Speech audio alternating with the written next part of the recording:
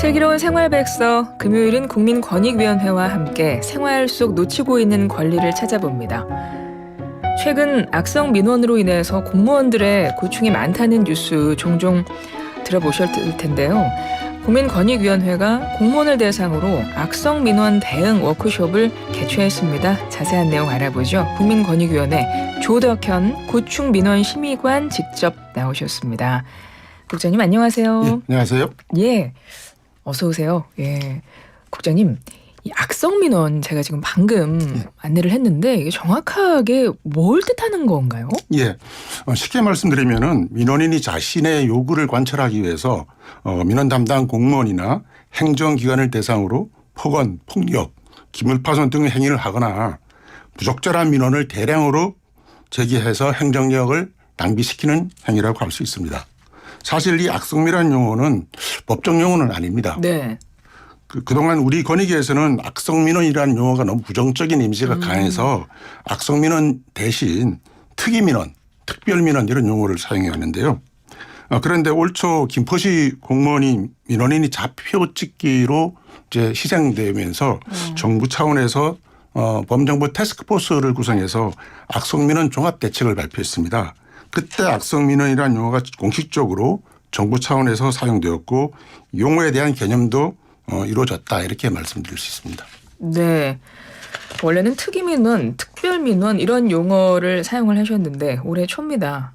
김포시 공무원이 어쨌든 괴롭힘을 당하다 숨진 사건이 큰 계기가 되면서 용어가 정리가 됐습니다. 악성민원이라는 용어로 정리가 됐고요. 악성민원 종합대책 말씀을 하셨거든요. 그 대책 내용 자세히 설명 좀 부탁드릴게요. 예, 지난 5월 악성민원 종합대책이 발표됐는데요. 민원인의 폭언, 폭행 등 위법행위와 반복적으로 제기되는 부당한 요구 등 공무방해 행위를 악성민원으로 정의를 내리고 오는 11월쯤 지침을 만들어 일산 행정기관에 배포할 예정입니다.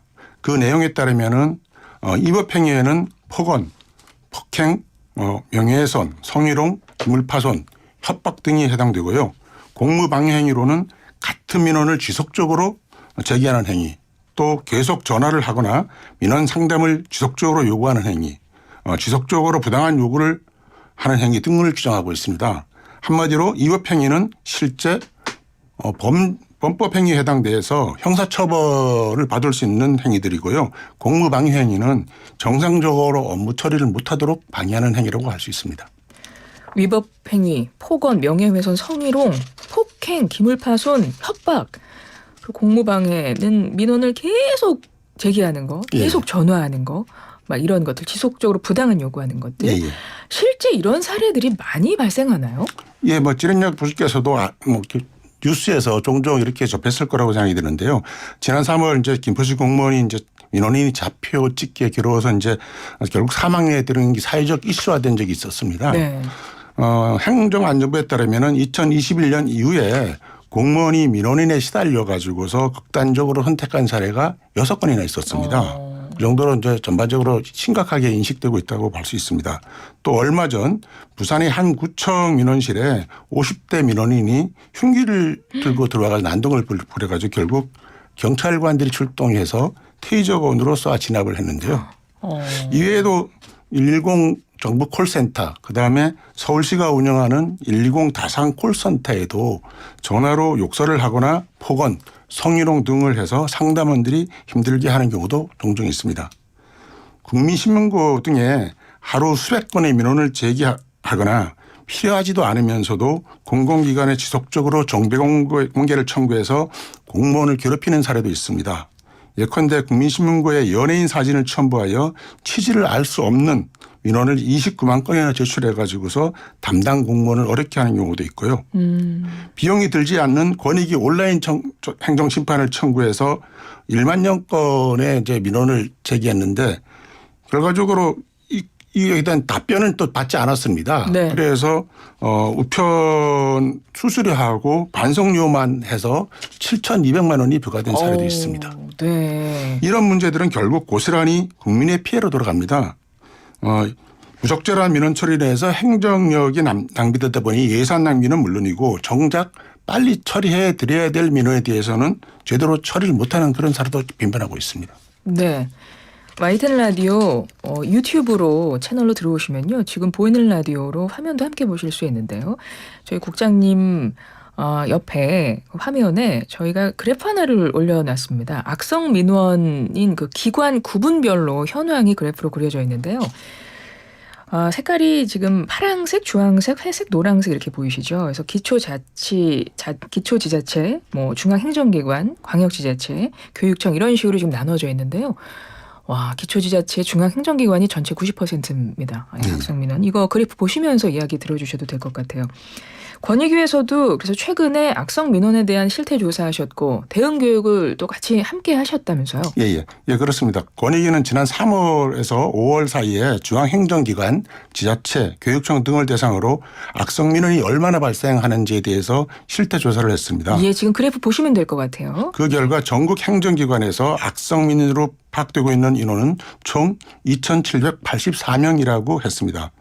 기초자치단체가 50%인 1,372명이고 중앙행정기관이 40%인 1,124명, 그 밖에 광역 7%, 교육청 3% 등이었습니다.